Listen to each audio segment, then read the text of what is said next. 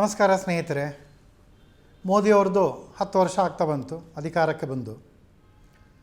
ಮೋದಿಯವರು ಭಾರತವನ್ನು ಒಂದು ಟ್ರಾನ್ಸ್ಫಾರ್ಮೇಷನ್ ಮಾಡ್ತೀನಿ, ಬದಲಾವಣೆ ಮಾಡ್ತೀನಿ, ಅಚ್ಚೇ ದಿನ ಆನೆ ವಾಲೆ ಹೇ ಇತ್ಯಾದಿಗಳ ಒಂದು ಭರವಸೆ ಕೊಟ್ಟು 10 ವರ್ಷಗಳ ಕಾಲ ರಾಜ್ಯವಾಳಿದರು.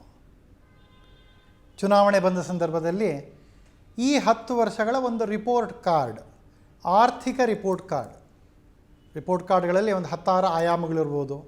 ಆರ್ಥಿಕವಾಗಿ, ರಾಜಕೀಯವಾಗಿ, ಸಾಮಾಜಿಕವಾಗಿ, ಅಂತಾರಾಷ್ಟ್ರೀಯ ಮಟ್ಟದಲ್ಲಿ ಯಾವ ಲೆಕ್ಕದಲ್ಲಿ ನಾವು ಮಾಡಿದ್ವಿ, ಮತ್ತು ಸಿವಿಲೈಸೇಷನ್, ನಮ್ಮ ಸಂಸ್ಕೃತಿ, ನಮ್ಮ ಭಾರತೀಯತೆ, ಇವುಗಳ ಬಗ್ಗೆನೂ ರಿಪೋರ್ಟ್ ಕಾರ್ಡ್ಗಳು ನೋಡ್ಬೋದು. ನಮ್ಮ ಈ ಚರ್ಚೆಯಲ್ಲಿ ಕೇವಲ ಆರ್ಥಿಕ ವಿಚಾರಗಳನ್ನು ಮಾತ್ರ ಒಂದು ಆಯಾಮಕ್ಕೆ ಸೀಮಿತ ಮಾಡಿ ಆರ್ಥಿಕ ವಿಚಾರಗಳ ಬಗ್ಗೆ ಒಂದಿಷ್ಟು ಗಮನ ಹರಿಸೋಣಂತೆ.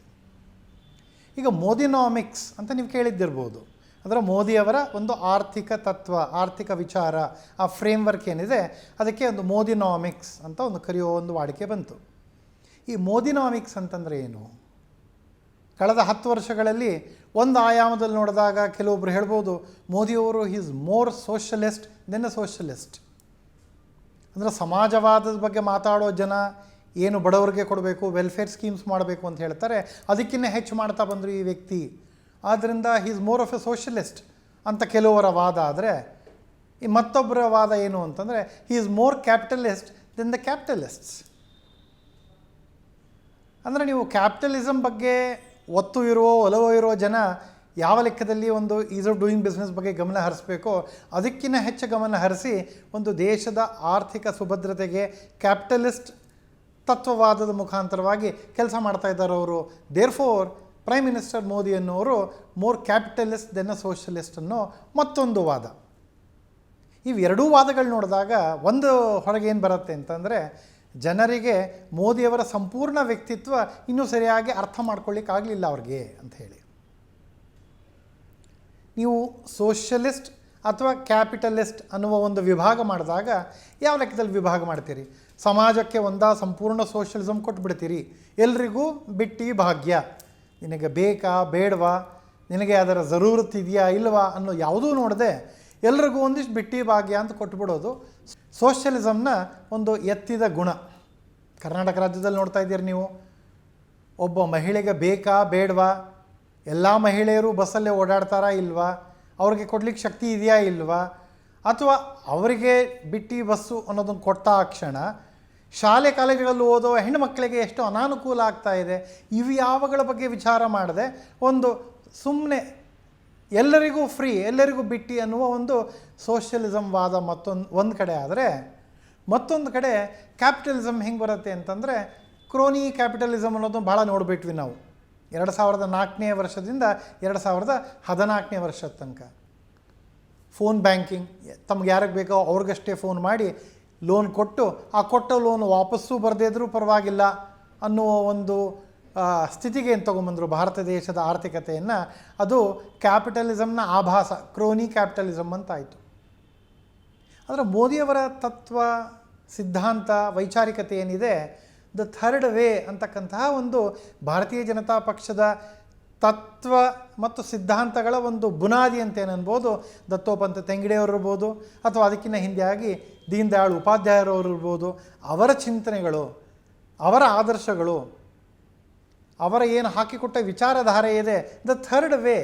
ದತ್ತೋಪಂತ ತೆಂಗಡಿಯವರು ಹೇಳ್ತಾರೆ, ಇದು ನಮ್ಮದು ಒಂದು ಸಮಾಜವಾದ ಅಥವಾ ಕ್ಯಾಪಿಟಲಿಸಮ್ ವಾದ ನಾವು ಹಿಂಬಾಲನೆ ಮಾಡಬೇಕು, ಅವ್ರನ್ನೇ ಫಾಲೋ ಮಾಡಬೇಕು, ಏಪ್ ಮಾಡಬೇಕು ಅನ್ನೋದಲ್ಲ. ನಮ್ಮ ದೇಶಕ್ಕೆ ಯಾವುದು ಒಂದು ಕಸ್ಟಮೈಸ್ಡ್ ಅಂತ ಹೇಳ್ತಾರೆ ಅಂತಹ ಒಂದು ತತ್ವ, ಅಂತಹ ಒಂದು ಸಿದ್ಧಾಂತ ತಗೋಬೇಕು, ಅದು ಥರ್ಡ್ ವೇ ಅಂತ. ಮೋದಿನಾಮಿಕ್ಸ್ ನೋಡಿದಾಗ ಇದು ಎದ್ದು ಕಾಣುತ್ತೆ, ಥರ್ಡ್ ವೇ ಅನ್ನೋದನ್ನು ಸ್ಥಾಪನೆ ಮಾಡಿರೋದು. ಹೇಗೆ ಅಂತಂದರೆ ನೀವೊಂದು ಪರಿಕಲ್ಪನೆ ಮಾಡ್ಕೊಳ್ಳಿ, ಎಂಟೈರ್ ಭಾರತ ದೇಶ ಅನ್ನುವ ಒಂದು ಯೂನಿವರ್ಸ್ ಪರಿಕಲ್ಪನೆ ಮಾಡಿಕೊಂಡಾಗ ಕೆಳಗಿನ ಭಾಗ ಏನಿದೆ, ಬಡವರೇನಿದ್ದಾರೆ, ದೀನದಲಿತರೇನಿದ್ದಾರೆ, ನಿಶಕ್ತರು ಯಾರಿದ್ದಾರೆ, ಅವರನ್ನು ಟಾರ್ಗೆಟ್ ಮಾಡಿ ಅವ್ರ ಜೊತೆ ಎಂಗೇಜ್ ಮಾಡ್ತಕ್ಕಂತಹ ಒಂದು ಫಿಲಾಸಫಿ ಒಂದು ಕಡೆ. ಆದರೆ ಅವರ ಮೇಲಿನ ಭಾಗದಲ್ಲಿರೋರನ್ನ ಎಂಗೇಜ್ ಮಾಡ್ತಕ್ಕಂಥ ಫಿಲಾಸಫಿ ಮತ್ತೊಂದು ರೀತಿದಾಗಿರುತ್ತೆ. ಇದನ್ನು ನೀವು ಈಸ್ ಆಫ್ ಲಿವಿಂಗ್ ಮತ್ತು ಈಸ್ ಆಫ್ ಡೂಯಿಂಗ್ ಬಿಸ್ನೆಸ್ ಅನ್ನುವ 2 ಪದಗಳನ್ನು ಪ್ರಧಾನಿಗಳ ಮುಖದಿಂದ ಪದೇ ಪದೇ ಕೇಳಿದ್ದಿರ್ಬೋದು. ಈಸ್ ಆಫ್ ಲಿವಿಂಗ್ ಅಂದರೆ ಒಬ್ಬ ಬಡ ವ್ಯಕ್ತಿ ತನ್ನ ಜೀವನವನ್ನು ಆರಾಮಾಗಿ ಕಳೆಯಬಹುದು, ಬೇಸಿಕ್ ನೆಸೆಸಿಟೀಸ್ ಆಫ್ ಲೈಫ್, ಅದಕ್ಕೆ ಒದ್ದಾಡಬಾರ್ದು ಅನ್ನುವ ಒಂದು ಸೇಫ್ಟಿ ನೆಟ್ಟನ್ನು ಕೊಡುವ ಒಂದು ದೊಡ್ಡ ತತ್ವ, ಒಂದು ದೊಡ್ಡ ಸಿದ್ಧಾಂತ. ಈ ಸಿದ್ಧಾಂತ ಬಂದಿದ್ದು ಹೇಗೆ ಅಂತ ಕೇಳಿದ್ರೆ, ನೀವು ಥರ್ಡ್ ವೇ ಅಂತ ಮಾತಾಡಿದ್ವಿ, ದೀನ್ ದಯಾಳ್ ಉಪಾಧ್ಯಾಯರ ಅಂತ್ಯೋದಯ ಅಂತ ಮಾತಾಡಿದ್ವಿ, ಅದೂ ಕೂಡ ಎಲ್ಲಿಂದ ಪ್ರೇರಣೆ ತೊಗೊಳತ್ತೆ ಅಂತಂದರೆ ಭಾಗವತದಲ್ಲಿ ರಂತಿದೇವ ಅನ್ನೋ ರಾಜನ ಕಥೆಯಿಂದ ಬರುತ್ತೆ. ರಂತಿದೇವ ಅನ್ನೋ ರಾಜ ಭಗವಂತ ತನ್ನ ಮುಂದೆ ಪ್ರತ್ಯಕ್ಷನಾದಾಗ ನಿನಗೆ ಏನು ಬೇಕು ಅಂತ ಕೇಳಿದಾಗ, ನತ್ವಹಂ ಕಾಮಯೇ ರಾಜ್ಯಂ ನ ಸ್ವರ್ಗಂ ನಾ ಪುನರ್ಭವಂ ಕಾಮಯೇ ದುಃಖತಪ್ತಾನಾಂ ಪ್ರಾಣಿನಾಂ ಆರ್ತಿನಾಶನಂ ಅಂತ ಹೇಳ್ತಾನೆ. ಅಂತಂದರೆ ನನಗೆ ರಾಜ್ಯ ಬೇಡ, ಸ್ವರ್ಗ ಬೇಡ, ಮೋಕ್ಷನೂ ಕೂಡ ಬೇಡ ಅಂತ ಹೇಳ್ತಾನೆ ಭಗವಂತನಿಗೆ. ಮತ್ತು ಏನು ಬೇಕು ನಿನಗೆ ಅಂತಂದಾಗ, ನನ್ನ ರಾಜ್ಯದಲ್ಲಿರುವ ಪ್ರತಿಯೊಬ್ಬ ಪ್ರಜೆ ಅವ ದುಃಖಾರ್ಥಿಯಾಗಿದ್ದರೆ ಅವಳ ಕಣ್ಣುಗಳಲ್ಲಿ ಬರತಕ್ಕಂತಹ ಕಣ್ಣೀರನ್ನು ನಾನು ತೊಡೆದು ಹಾಕಬೇಕು, ಇದನ್ನೇ ನಾನು ಕೇಳ್ತೀನಿ ಅಂತ ಹೇಳ್ತಾನೆ. ಅದನ್ನೇ ಛತ್ರಪತಿ ಮಹಾರಾಜ್ ಶಿವಾಜಿಯವರು ಮಾಡಿದ್ದು, ಈಗ ಮೋದಿಯವರು ಮಾಡ್ತಿರೋದು ಅದನ್ನೇ. The basic living, ease of living ಅಂತೇನಿದೆ ತಳಮಟ್ಟದಲ್ಲಿರ್ತಕ್ಕಂತಹ ಸಮೂಹಗಳಿಗೆ, ಅವರುಗಳಿಗೆ ಇದನ್ನು ಒದಗಿಸ್ಕೊಡೋದು ರಾಜ್ಯದ ಕರ್ತವ್ಯ, ಸಮಾಜದ ಕರ್ತವ್ಯ ಅನ್ನುವ ಒಂದು ಚಿಂತನೆ ನಮ್ಮ ಥರ್ಡ್ ವೇಯ ಚಿಂತನೆ, ಅಂತ್ಯೋದಯದ ಚಿಂತನೆ. ನಿಮ್ಮ ಉದಾಹರಣೆ ತೊಗೊಳ್ಳಿ. ಮನೆಯಲ್ಲಿ ಬೆಳಗ್ಗೆ ನೀವು 6 ಗಂಟೆಗೆ ಎದ್ದರೆ 7:30 ಹೊತ್ತಿಗೆ ಕಂಫರ್ಟಬಲಾಗಿ ರೆಡಿಯಾಗಿರ್ಬಿಡ್ಬೋದು. ಯಾಕೆ? ಮನೆಯೊಳಗೆ ಹೇಳುತ್ತಿದ್ದಂಗೆ ಅಟ್ಯಾಚ್ ಬಾತ್ರೂಮ್ ಇದೆ, ಟಾಯ್ಲೆಟ್ ಇದೆ, ಮನೆಯಲ್ಲಿ ನಳದಿಂದ ನೀರು ಬರುತ್ತೆ, ಗೀಝರ್ ಇರುತ್ತೆ, ಎಲೆಕ್ಟ್ರಿಸಿಟಿ ಇರೋದ್ರಿಂದ ಗೀಝರ್ ಹಾಕ್ತೀರಿ, ನೀವು ನೀರು ಕಾಯತ್ತೆ. ಮನೇಲಿ ಗ್ಯಾಸ್ ಸ್ಟವ್ ಇರುತ್ತೆ, ನೀವು ಟೀ ಕಾಫಿ ಮಾಡ್ಕೊಳ್ತೀರಿ, ತಿಂಡಿ ಮಾಡ್ಕೊಳ್ತೀರಿ. ನಿಮಗೆ ದುಡ್ಡು ಕಡಿಮೆ ಬಿತ್ತಾ ಅಥವಾ ಹೆಚ್ಚಾಯ್ತು, ಯಾರಿಗಾರು ಕೊಡೋದಿತ್ತಾ, ಮೊಬೈಲ್ನ ಮೂಲಕ ಅಥವಾ ಬ್ಯಾಂಕಿನ NEFT ಮೂಲಕ ಒಬ್ರಿಗೊಬ್ಬರು ಕೊಟ್ಕೊಳ್ತೀರಿ. ಯಾರಿಗೋ ಒಬ್ಬರು ಮೈ ಹುಷಾರಿಲ್ವಾ, ಒಳ್ಳೆ ಅಪೋಲೋ ಅಂತ ಆಸ್ಪತ್ರೆಗಳಿಗೆ ಹೋಗುವಂಥ ಒಂದು ಕೆಪಾಸಿಟಿ ನಿಮ್ಮಲ್ಲಿರುತ್ತೆ. ಇದೇ ಒಬ್ಬ ಬಡ ವ್ಯಕ್ತಿಯನ್ನು ನೋಡಿ, ಹಳ್ಳಿಯಲ್ಲರೂ ಒಬ್ಬ ಬಡ ಮಹಿಳೆ, ಆಕೆ ಮನೆಯಲ್ಲಿ ಬೆಳಗ್ಗೆ ಆಕೆ 6 ಗಂಟೆಗೆ ಎದ್ದರೆ ತಯಾರಾಗಬೇಕು ಅಂದರೆ 6-7 ಗಂಟೆಗಳ ಕಾಲ ಬೇಕಾಗೋಗುತ್ತೆ. ಯಾತಕ್ಕೆ? ಮನೆಯಲ್ಲಿ ಟಾಯ್ಲೆಟ್ ಇಲ್ಲ, ಬಹಿರ್ದೇಶಕ್ಕೆ ಹೊರಗೆ ಹೋಗಬೇಕು, ನದಿ ಹತ್ರ ಹೋಗ್ಲಿಕ್ಕೆ ಬರಲಿಕ್ಕೆ ನಿಮಗೆ 1 ಗಂಟೆ, ಮನೆಯಲ್ಲಿ ನೀರಿಲ್ಲ, ಹೊರಗಿಂದ ಹಳ್ಳದಿಂದ ಬಾವಿಯಿಂದ ನೀರು ಜಕ್ಕೊಂಬರಬೇಕು, ಮನೆಯಲ್ಲಿ ವಿದ್ಯುತ್ ಶಕ್ತಿ ಇಲ್ಲ, ಸೌದೆ ಭರಣಿ ತೊಗೊಂಬರಬೇಕು, ಕುಳ್ಳು ಮಾಡಬೇಕು, ಎಲೆಕ್ಟ್ರಿಸಿಟಿ ಇಲ್ಲ, ಆದ್ದರಿಂದ ಹಗಲು ಹೊತ್ತಲ್ಲಿ ಏನು ನೋಡಲಿಕ್ಕೆ ಓದಲಿಕ್ಕಾಗತ್ತೋ ಮಕ್ಕಳಿಗೆ ಅದೇ ಆಗುತ್ತೆ, ರಾತ್ರಿ ಹೊತ್ತಲ್ಲಿ ನೀವು ಚಿಮಣಿ ಎಣ್ಣೆಯಲ್ಲಿ ನೋಡ್ಕೋಬೇಕಾಗತ್ತೆ. ಈ ಲೆಕ್ಕದಲ್ಲಿ ನೋಡ್ತಾ ಬಂದಾಗ ಒಬ್ಬ ಮಧ್ಯಮ ವರ್ಗದ ವೆಲ್ ಟು ಡೂ ಫ್ಯಾಮಿಲಿಯಿಂದ ಇರೋ ಒಬ್ಬ ಹೆಣ್ಮಗಳಿಗೆ ಅಥವಾ ಬಡತನದಲ್ಲಿರೋ ಒಬ್ಬ ಹೆಣ್ಮಗಳಿಗೆ ಫರಕ್ ಏನು ಬಂತು ಅಂತಂದರೆ 6ರಿಂದ 8 ಗಂಟೆಗಳ ಕಾಲ ಬೇಸಿಕ್ ನೆಸೆಸಿಟೀಸ್ ಆಫ್ ಲೈಫ್ಗೆ ಆ ಬಡ ಹೆಣ್ಮಗಳು ಒದ್ದಾಡಬೇಕಾಯಿತು. ಅಂದರೆ ನೀವು ಬೇಸಿಕ್ ಬರಲಿಕ್ಕೆ ನೀವು ಇಷ್ಟು ಸ್ಟ್ರಗಲ್ ಮಾಡ್ತೀರಿ ಅಂದರೆ ಅದರ ನಂತರ ಸಾಧನೆ ಮಾಡಲಿಕ್ಕೆ ನಿಮ್ಮಲ್ಲಿ ಶಕ್ತಿನೇ ಉಳಿಯೋದಿಲ್ಲ. ಪ್ರಧಾನಿಯವರ ಪರಿಕಲ್ಪನೆ ಭಾಳ ಒಳ್ಳೆಯದು. ಪ್ರತಿಯೊಬ್ಬ ವ್ಯಕ್ತಿಯಲ್ಲೂ ಕೂಡ ಒಂದು ತಾಕತ್ತಿದೆ, ಒಂದು ಶಕ್ತಿ ಇದೆ, ಮುಂದೆ ಬರುವ ಒಂದು ಚಿತಿ ಇದೆ ಅಂಥೇಳಿ. ಅದನ್ನು ಉದ್ದೀಪನ ಯಾವಾಗ ನೀವು ಮಾಡ್ಬೋದು ಅಂತಂದರೆ ಅವ್ರಿಗೆ ಬೇಸಿಕ್ ನೆಸೆಸಿಟೀಸ್ ಆಫ್ ಲೈಫ್ ಕೊಟ್ಟಾಗ. ಅದನ್ನೇ ಮಾಡಿದ್ದು ಮೋದಿಯವರು. ಪ್ರತಿಯೊಬ್ಬ ವ್ಯಕ್ತಿಯ ಮನೆಗೆ, ಬಡವ ವ್ಯಕ್ತಿಯ ಮನೆಗೆ ಏನೇನು ತಂದು ಕೊಟ್ಟರು ಅಂತಂದರೆ, ಮನೆಯಂತೂ ಆವಾಸ್ ಯೋಜನಾ ಅಂತ ಒಂದು ಮನೆ ಬಂತು, ಮನೆಯೊಟ್ಟಿಗೆ ಮನೆಯೊಳಗೆ ಗ್ಯಾಸ್ ಬಂತು, ಮನೆಯೊಳಗೆ ವಿದ್ಯುತ್ ಶಕ್ತಿ ಬಂತು, ಮನೆಯೊಳಗೆ ನೀರು ಬಂತು, ಮನೆಯೊಳಗೆ ಶೌಚಾಲಯ ಬಂತು. ನಿಮಗೆ ಮೈ ಹುಷಾರಿಲ್ಲ ಅಂತಂದರೆ ಅಕ್ಕಪಕ್ಕದಲ್ಲಿ ಹೋಗಿ ತೊಗೊಳ್ಳೋಂಥ ಜನೌಷಧಿ ಬಂತು, ಆಯುಷ್ಮಾನ್ ಭಾರತ್ ಅಂತಕ್ಕಂತಹ ಒಂದು ದೊಡ್ಡ ಹೆಲ್ತ್ ಇನ್ಶೂರೆನ್ಸ್ ಸ್ಕೀಮ್ ಬಂತು. ಹೊರಗೆ ದುಡಿಲಿಕ್ಕಾಗಲಿಲ್ಲ, ಕೊರೋನಾ ಅಂತ ಮಹಾಮಾರಿ ಬಂದರೆ ಮನೆ ಬಾಗಿಲಿಗೆ ಕೂಡ ಅನ್ನಧಾನ್ಯಗಳು ಬರುವಂಥ ವ್ಯವಸ್ಥೆ ಮಾಡಿದ್ರು ಪ್ರಧಾನಮಂತ್ರಿ ಮೋದಿಯವರು. ಇದರಿಂದ ಏನಾಯಿತು ಅಂತಂದರೆ ಒಬ್ಬ ಬಡ ವ್ಯಕ್ತಿ ಮತ್ತು ಒಬ್ಬ ಮಧ್ಯಮ ಅಥವಾ ಶ್ರೀಮಂತ ವ್ಯಕ್ತಿಯ ಲೆವೆಲ್ ಪ್ಲೇಯಿಂಗ್ ಫೀಲ್ಡ್ ಅನ್ನೋದಾಯಿತು. ಅಂದರೆ ನೀವು ಲೆವೆಲ್ ಪ್ಲೇಯಿಂಗ್ ಫೀಲ್ಡ್ ಇಲ್ಲ ಅಂತಂದರೆ ನೀವು ಬರೀ ದೈನಂದಿನ ಚಟುವಟಿಕೆಗಳಿಗಾಗಿ ಡೈಲಿ ಎಕ್ಸಿಸ್ಟೆನ್ಷಿಯಲ್ ಸ್ಟ್ರಗಲ್ಸ್ಗೆ 6 ಗಂಟೆ 8 ಗಂಟೆ ಹಾಕ್ತಿದ್ರಿ. ಇವತ್ತಿನ ದಿನ ಆ ಸ್ಟ್ರಗಲ್ ಮಾಡಬೇಕಾಗಿದ್ದಿಲ್ಲ. ಅವರು ಕೂಡ ಬೆಳಗ್ಗೆ 6 ಗಂಟೆಗೆ ಇದ್ದರೆ 7:30 8 ಗಂಟೆಗೆ ನಿಮ್ಮ ಥರ ನಮ್ಮ ಥರ ರೆಡಿ ಆಗ್ಬೋದು. ಆದರೆ ಏನು ಮಾಡ್ತಾರೆ ಮುಂದೆ ಅಂತಂದರೆ ಅವರು ಕೂಡ 4 ಕಾಸನ್ನು ಸಂಪಾದನೆ ಮಾಡಲಿಕ್ಕೆ ಹೊರಗೆ ಹೋಗಲಿಕ್ಕೆ ಅನುಕೂಲ ಆಗತ್ತೆ ಅವ್ರಿಗೆ. ಉದಾಹರಣೆ, ಅದರ ಔಟ್ಕಮ್ ಹೇಳಿ ನೋಡೋಣ ಅಂತಂದರೆ ಜನಧನ್ ಉದಾಹರಣೆ ಕೊಡ್ತೀನಿ. ಇವತ್ತಿನ ಜನಧನ್ ಅಕೌಂಟ್ಗಳಲ್ಲಿ ಎಷ್ಟಿದೆ ದುಡ್ಡು ಅಂತಂದರೆ 2 ಲಕ್ಷ ಕೋಟಿಗಳು. 2 ಲಕ್ಷ ಕೋಟಿಯಷ್ಟು ಹಣ ಇದೆ ಅಂತಂದರೆ ಒಬ್ಬ ಬಡ ವ್ಯಕ್ತಿಯ, ಬಡ ಮಹಿಳೆಯ ಹಣ ಅಲ್ಲಿ ಸೇವಿಂಗ್ಸ್ ರೂಪದಲ್ಲಿರುವಂಥದ್ದು. ಬಂತು ಹೆಂಗೆ ಅಂತಂದರೆ ಅವರಿಗೆ ಸಮಯಾವಕಾಶವನ್ನು ತಕ್ಕೊಟ್ರು ಮೋದಿಯವರು, ಈಸ್ ಆಫ್ ಲಿವಿಂಗ್ ಮಾಡುವುದರ ಮುಖಾಂತರ.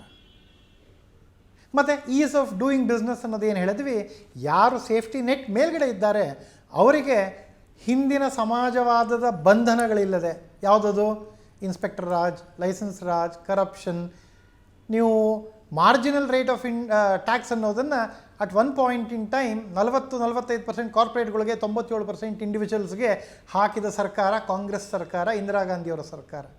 ಅವುಗಳನ್ನೆಲ್ಲ ತೊಡೆದು ಹಾಕಿ ನಿಮಗೆ ಈಸ್ ಆಫ್ ಡೂಯಿಂಗ್ ಬಿಸ್ನೆಸ್ ಮಾಡಿಕೊಡ್ತೇವೆ, ನಿಮ್ಮ ಬಿಸ್ನೆಸ್ ಮಾಡಲಿಕ್ಕೆ ಅನುವು ಮಾಡಿಕೊಡ್ತೀವಿ, ಕಷ್ಟವಾಗಿರೋ ರೂಲ್ಸ್ಗಳ್ನ ರೆಗ್ಯುಲೇಷನ್ಸ್ಗಳ್ನ ಸಿಂಪ್ಲಿಫೈ ಮಾಡ್ತೀವಿ ಅಂತ ಹೇಳಿ ಜಗತ್ತಿನಾದ್ಯಂತ 150ನೇ ಸ್ಥಾನಕ್ಕೆ ಹತ್ತಿರ ಇತ್ತು ಭಾರತ ಈಸ್ ಆಫ್ ಡೂಯಿಂಗ್ ಬಿಸ್ನೆಸ್ಸಲ್ಲಿ.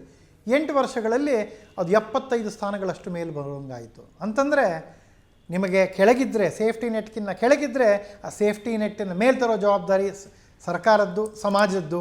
ಮೇಲೆ ಬಂದ ನಂತರ ನಿಮ್ಮ ರೆಕ್ಕೆ ಪೊಕ್ಕಗಳನ್ನ ಗಾಳಿಗೆ ಹಾರಿಕೊಂಡು ನಿಮ್ಮ ತಾಕತ್ತಿರೋಷ್ಟು ಮೇಲೆ ಹೋಗಿ ಅದಕ್ಕೂ ಕೂಡ ಅನುವು ಮಾಡಿಕೊಡ್ತೀವಿ ಅಂತ ಹೇಳುವಂತಹ ದ ಥರ್ಡ್ ವೇ, ಅಂದರೆ ಮೂರನೆಯ ವಿಧವಾದ ಒಂದು ಆರ್ಥಿಕ ಸಿದ್ಧಾಂತ. ಇದು ಮೋದಿನಾಮಿಕ್ಸ್. ಇದರ ಒಂದು ತಳಹದಿ ಅಂತ್ಯೋದಯ ಅಂತ, ಇದರ ತಳಹದಿ ದ ಥರ್ಡ್ ವೇ. ಭಾರತದ್ದೇ ಆದ ಒಂದು ಚಿಂತನೆ ಇದೆ. ಭಾರತ ಇವತ್ತೇನು ಹೊಸದಾಗಿ ಅರ್ಥಶಾಸ್ತ್ರ ಕಲಿಬೇಕಾದಿರಲಿಲ್ಲ. ಚಾಣಕ್ಯನ ಕಾಲದಿಂದ, ಅದಕ್ಕಿಂತ ಹಿಂದಿನ ಕಾಲದಿಂದ ಕೂಡ ನೀವು ಭಾರತದಲ್ಲಿ ಅರ್ಥಶಾಸ್ತ್ರದ ಚಾಲ್ತಿಯಲ್ಲಿ ಇದ್ದಿದ್ದನ್ನು ನೋಡಿದ್ದೀವಿ, ಕೇಳಿದ್ದೀವಿ. ಅದನ್ನು ಮತ್ತೆ ಹೊರಗೆ ತಂದು ಒಂದು ಧೈರ್ಯವಾಗಿ ಮತ್ತು ಒಂದು ಪ್ರೈಡ್, ವಿತ್ ಪ್ರೈಡ್ ಅಂತೇನು ಹೇಳ್ತೀವಿ, ಒಂದು ಗರ್ವದಿಂದ ನಮ್ಮ ದೇಶದ ಇದು ಸಿದ್ಧಾಂತ ಅಂತೇನು ಹೊರಗೆ ತಂದಿಟ್ಟಿದ್ದಾರೆ. ಅದರ ಎಫೆಕ್ಟಿವ್ನೆಸ್ ನೋಡ್ತಾ ಇದ್ದೀವಿ. ನೂರಾರು ಜನ, ಸಾವಿರಾರು ಜನ, 13.5 ಕೋಟಿ ಜನ ಟು ಬಿ ಪ್ರಿಸೈಸ್ ಕಳೆದ 8 ವರ್ಷಗಳಲ್ಲಿ ಪಾವರ್ಟಿಯಿಂದ ಹೊರಗೆ ಬಂದಿದ್ದು, ಬಡತನದಿಂದ ಹೊರಗೆ ಬಂದಿದ್ದು. ಇಂತಹ ಕೆಲಸಗಳನ್ನು ಮಾಡ್ತಕ್ಕಂಥ ಸಿದ್ಧಾಂತ ಏನಿದೆ, ಇದನ್ನು ಮೋದಿನಾಮಿಕ್ಸ್ ಅನ್ನೋ ಒಂದು ಬ್ರಾಡ್ ಲೆಕ್ಕದಲ್ಲಿ ಕರೀಬೋದು. ಸಣ್ಣ ಒಂದು ಉದಾಹರಣೆ ಕೊಟ್ಟು ಮಾತು ಮುಗಿಸ್ಬೇಕು ಅಂತಂದರೆ, 14ನೇ ಇಸ್ವಿಯಲ್ಲಿ ಮೋದಿಯವರು ಪ್ರಧಾನಿಗಳಾದಾಗ ದೇಶದ ಅರ್ಥವ್ಯವಸ್ಥೆಯ ಒಂದು ಗಾತ್ರ ನೀವು ಬಜೆಟನ್ನು ನೋಡಿದಾಗ ಒಂದು ಊಹಿಸ್ಬೋದು. ಬಜೆಟಿನ ಗಾತ್ರ ಎಷ್ಟಿತ್ತು ಅಂದರೆ 16 ಲಕ್ಷ ಕೋಟಿ. ಇವತ್ತಿನ ದಿನ ಎಷ್ಟಿದೆ ಅಂತಂದರೆ 45 ಲಕ್ಷ ಕೋಟಿ. ಅಂದರೆ 3 ಪಟ್ಟು ಹೆಚ್ಚಾಯಿತು. ಅವತ್ತಿನ ದಿನಕ್ಕೂ ಇವತ್ತಿನ ದಿನಕ್ಕೂ 3 ಪಟ್ಟು ಹೆಚ್ಚಾಗುವಂತಹ ಒಂದು ಆರ್ಥಿಕ ಶಕ್ತಿಯನ್ನು ಏನು ತಂದುಕೊಟ್ಟಿದ್ದಾರೆ. ವಿಶ್ವದಲ್ಲಿ 10ನೇ ದೊಡ್ಡ ರಾಷ್ಟ್ರ ಆರ್ಥಿಕವಾಗಿ ಅಂತಿದ್ದದನ್ನು 5ನೇ ದೊಡ್ಡ ರಾಷ್ಟ್ರ ಅಂತ ಏನು ತಂದುಕೊಟ್ಟಿದ್ದಾರೆ. ಇದು ಮೋದಿನಾಮಿಕ್ಸ್ನ ಒಂದು ಸಕ್ಸಸ್ ಮತ್ತು ಅದರ ಒಂದು ಸಿದ್ಧತೆ ಏನಿದೆ ಅದನ್ನು ಎತ್ತಿ ತೋರಿಸ್ತಕ್ಕಂತಹ ಒಂದೆರಡು ನಿದರ್ಶನಗಳು. ಅನುಕ್ಷಣದ ಸುದ್ದಿಗಳಿಗಾಗಿ ವಿಸ್ತಾರ ನ್ಯೂಸ್ ಯೂಟ್ಯೂಬ್ ಚಾನೆಲ್ ಸಬ್ಸ್ಕ್ರೈಬ್ ಮಾಡಿ. ಹೊಸ ಸುದ್ದಿಗಳ ನೋಟಿಫಿಕೇಶನ್ಗಾಗಿ ಬೆಲ್ ಐಕಾನ್ ಕ್ಲಿಕ್ ಮಾಡಿ. ಲೇಟೆಸ್ಟ್ ಅಪ್ಡೇಟ್ಸ್ಗಾಗಿ www.vistaranews.com ವೆಬ್ಸೈಟ್ಗೆ ವಿಸಿಟ್ ಮಾಡಿ. ಅಂಗೈಯಲ್ಲೇ ಜಗತ್ತಿನ ಸುದ್ದಿ ತಿಳಿಯಲು ವಿಸ್ತಾರ ನ್ಯೂಸ್ ಕನ್ನಡ ಆಪ್ ಡೌನ್ಲೋಡ್ ಮಾಡಿ.